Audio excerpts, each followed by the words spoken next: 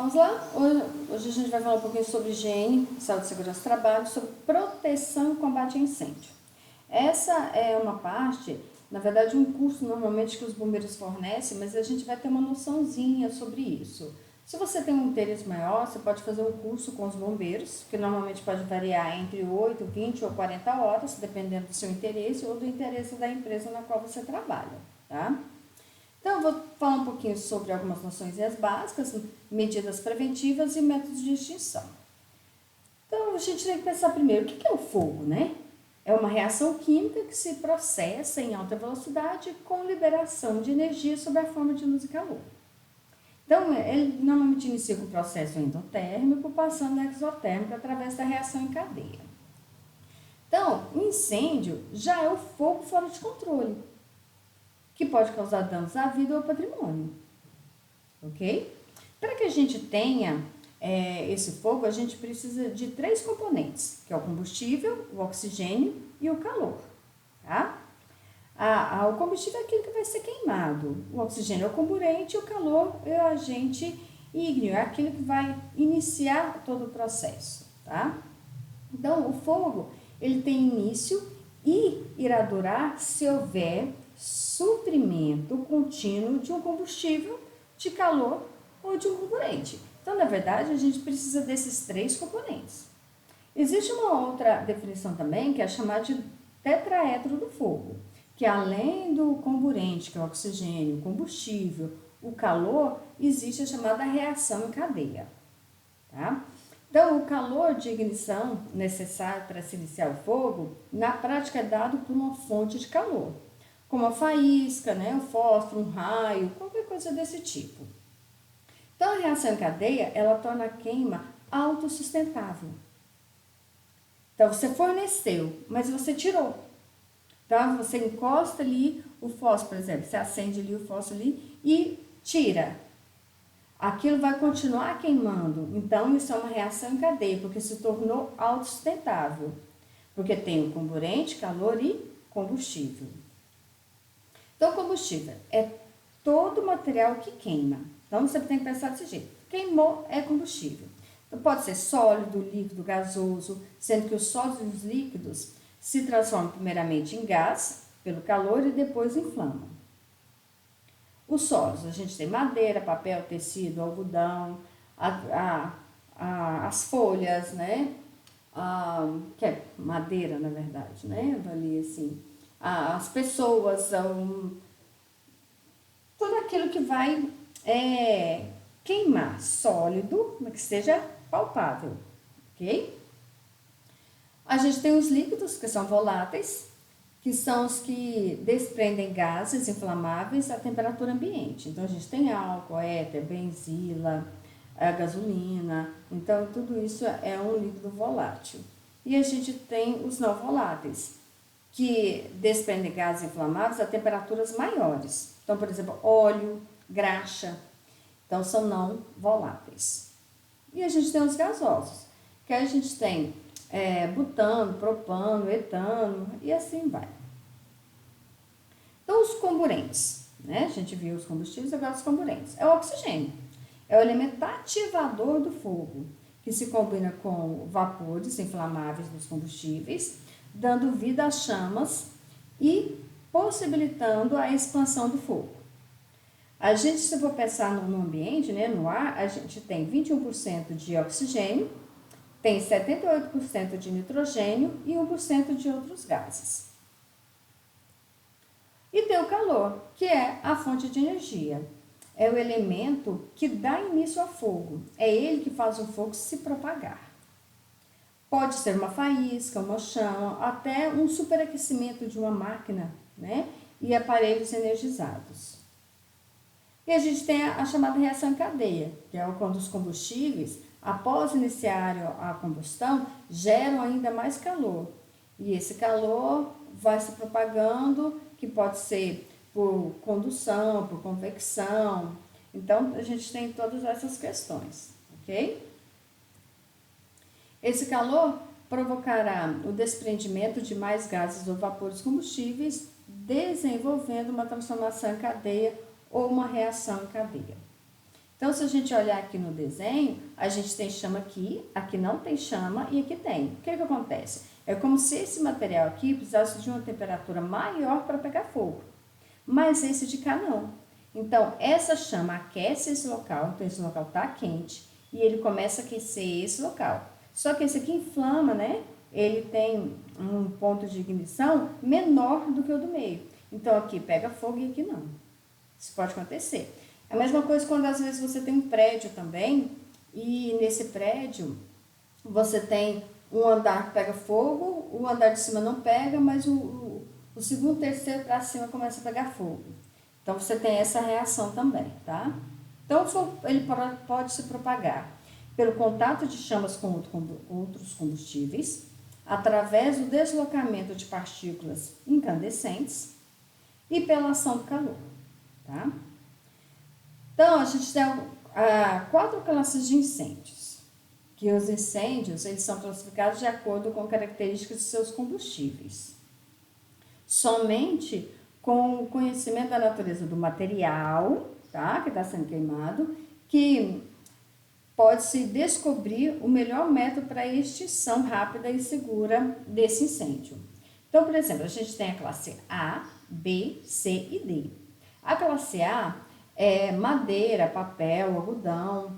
A classe B, líquidos inflamáveis, que aí entra gasolina, álcool. A classe C, que são os equipamentos elétricos energizados. E a classe D, que são os outros não comuns, que são chamados pirofóricos, principalmente metais, por exemplo. Então, se a gente pegar equipamentos energizados, quando seu computador está ligado na tomada, então ele é classe C. Se você tirar ele da tomada, ele já passa a ser classe A, tá? Então, ficar atento com esses detalhes. A gente tem aqui, ó, então, eles podem ser classe A, classe B, classe C e classe D, ok? A classe A caracteriza-se por fogo em materiais sólidos, ok? Queimam em superfície e em profundidade. Após a queima, deixa resíduo, brasas e cinzas. Então, você coloca ali o fogo numa madeira. Desculpa. Você coloca o fogo numa madeira. Ele vai queimar tanto em superfície quanto em profundidade. E vai deixar resíduo, vai deixar brasa. Então, ele é classe A. Esse tipo de incêndio é extinto principalmente pelo método de resfriamento e às vezes por abafamento através de jato pulverizado. Então, a gente tem ali a classe B, que caracteriza-se pelo fogo em combustíveis líquidos inflamáveis. Eles queimam em superfície, tá? Só em superfície, eles não queimam em profundidade e após a queima não deixa resíduo. Então, se você tiver ali, por exemplo, um vidro ali onde você tem álcool, tá aberto, né? Queimando assim. No caso que tá a tinta, mas vamos supor que você tem um álcool ou a tinta mesmo. Ele vai queimar só aqui em superfície. Se você fizer um furinho aqui e for tirando esse material, ele vai vir queimando, queimando, queimando, queimando. E se você deixar um restinho aqui, ele vai acabar de queimar. Mas você consegue tirar esse material aqui sem que o fogo venha, que é diferente do classe A, tá? Então, classe B, ele só queima na superfície e não vai deixar nenhum resíduo. Esse tipo de incêndio é extinto pelo método de abafamento. Então, você tem que vir chegar e tirar ali o oxigênio. A classe C, caracteriza por fogo em materiais e equipamentos energizados. E a classe D, que caracteriza por fogo em metais pirofóricos. Aí entra alumínio, antimônio, magnésio, titânio e assim vai. Na classe D, a gente tem, para cada tipo de material, você tem um tipo de extintor diferente, ok? E são difíceis de serem apagados. A classe D, então, é o tipo de incêndio que é extinto pelo método também de abafamento. Nunca utilizar extintores de água ou espuma para extinção do fogo, tá? No tipo de classe D. E a gente tem também, que não é muito utilizado ainda, está em fase de experimento, ainda não sai uma determinação ou tornando obrigatório, que é a classe K, que é para óleos e gorduras, tá? Comerciais. Então, utilizado em cozinhas industriais. Aí ele é para, no caso de banho, gordura, óleo, então, nesse caso, ok? E também é por abafamento. Então, material específico para trabalhar com essa parte de gordura. Classificação das causas do incêndio. Então, são 3 as classificações das causas de incêndio. Causas naturais, que são aquelas que provocam incêndios sem a intervenção do homem, vulcões, terremotos, raios, né?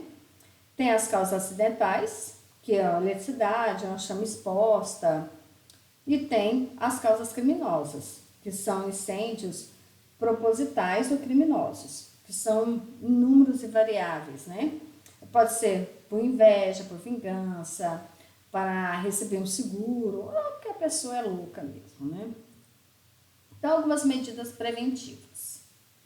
A norma regulamentadora 23, a NR 23, ela trata especificamente do tema e tem as seguintes disposições gerais. Todas as empresas deverão possuir proteção contra incêndio, saídas suficientes para a rápida retirada do pessoal em serviço em caso de incêndio, equipamentos suficientes para combater o fogo em seu início, pessoas adestradas no uso correto desses equipamentos. E é isso mesmo, é adestrado. Você não tem que pensar o que eu vou fazer, você tem que fazer aquilo ali e pronto. Então, você é adestrado a fazer aquele serviço. Por exemplo, as saídas devem ter largura mínima das aberturas de saída, tá? Que deve ter de 1,20, tá? 1,20 m de largura. O sentido da abertura da porta é sempre para o lado externo ao local que você está e os corredores devem ser sempre desobstruídos.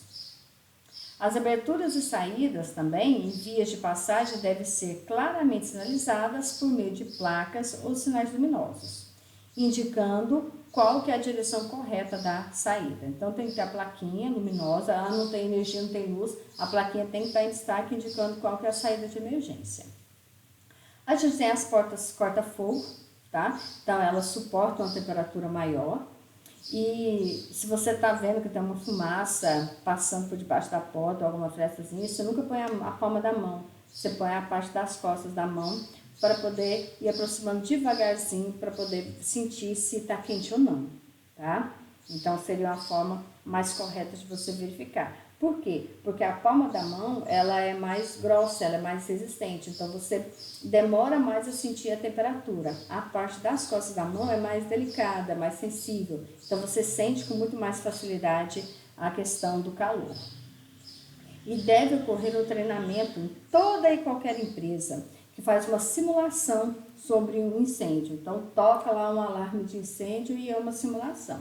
Isso por quê? Porque as pessoas precisam gravar qual que é o significado do alarme de incêndio, que a evacuação do local se faça em boa ordem, que as pessoas não desesperem, né? Então, que se organize para poder sair o mais rápido possível, mas sem desesperar, que seja evitado qualquer pânico, né? Então, quando você já teve aquele treinamento, o pânico ele não é tão caracterizado, digamos assim. Não que você não ficaria nervoso e estressado, mas não entraria em pânico. Que sejam atribuídas tarefas e responsabilidades específicas aos empregados, então cada um com a sua responsabilidade, principalmente aqueles que fazem parte da brigada de incêndio. Que seja verificado se a sirene de alarme foi ouvida em todas as áreas. Então, todo o setor, todos os cantinhos da empresa precisa ouvir a sirene, né, o alarme de incêndio. E algumas atitudes preventivas. A gente tem não soltar balões, não guardar panos impregnados de produtos perigosos, abandonar o fumo, apagar completamente o cigarro em locais apropriados, né? Muito cuidado com o armazenamento de substâncias inflamáveis, deixe as embalagens bem fechadas, identificadas e fora de alcance das crianças. Não fumar na cama, tem muitos incêndios que ocorrem por causa disso, a pessoa cochila e pega fogo. Não permitir que as crianças brinquem com fogo. Não deixar a criança sozinha em casa. Desligar o ferro elétrico, mesmo que vá se ausentar por alguns instantes. Desculpa. Não ligue vários aparelhos no sol, ou seja, não usar os benjamins, não ficar fazendo gambiarras, né, com a eletricidade. E a gente vai ver no próximo vídeo alguns meios que retardam essa propagação do fogo, beleza?